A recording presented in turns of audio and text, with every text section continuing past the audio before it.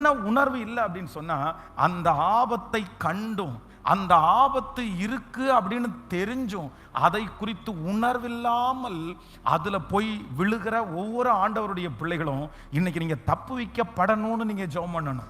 So ஸ்பெஷலாக வாலிப தம்பி தங்கச்சிகளுக்கு நான் உங்களை அன்பாய் சொல்லுகிறேன், நீ ரொம்ப கவனமாயிரு. இன்றைக்கு நீ எதிர்த்து பேசுறது, இன்னைக்கு நீ எதிர்த்து நிற்கிறது, இன்னைக்கு நீ செய்கிற சில காரியங்கள் இன்னைக்கு அதனுடைய விளைவு உனக்கு தெரியாது, இன்னைக்கு அதனுடைய ஆபத்து உனக்கு தெரியாது. ஆனா இந்த ஆபத்து இது சாதாரணமானது அல்ல. இது உங்களுடைய வாழ்க்கையில ஒரு மிகப்பெரிய ஒரு ஆபத்தாய், மிகப்பெரிய ஒரு மன வருத்தமாய் ஒரு நாள் கொண்டு வந்து நிறுத்திடும். இந்த சிம்சோனை குறித்து வேதம் நமக்கு ரொம்ப அழகா சொல்லுது. அப்படின்னா உன்னுடைய மகாபலன் எதிலே உண்டாயிருக்குது சொல்ல மாட்டியான்னு கேட்டு கேட்டு கேட்டு ரகசியத்தை தெரிகிறாங்க. இவனுக்கு ஏற்கனவே நல்லா தெரியும், இல்ல நான் இதை சொல்லக்கூடாது, நான் இதை சொன்னேன்னா ஒரு பெரிய ஆபத்து எனக்கு வந்துடும், ஒருவேளை என்னுடைய பலனை தெரிஞ்சுக்கிட்டு என்ன பலனை எடுத்துட்டாங்கன்னா என்ன வேணாலும் என்ன பண்ணுவாங்க, இத்தனை பேரும் என் மேல கோபமா இருக்கிறாங்க, நான் கொஞ்சம் ஜாக்கிரதையா இருக்கணும்ன்ற எண்ணம் அவனுக்கு இருக்குது.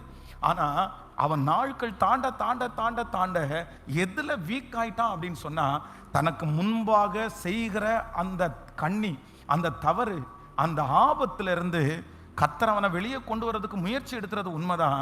அவனுடைய கண்ணுக்கு எது மறைஞ்சிருச்சுன்னா, அதுல இருக்கிற ஆபத்தை பிசாசு அவனுடைய கண்ணுக்கு மறைச்சிட்டான். யார்கிட்ட ஆண்டவர் பேசுறாருன்னு எனக்கு தெரியல. ஆனா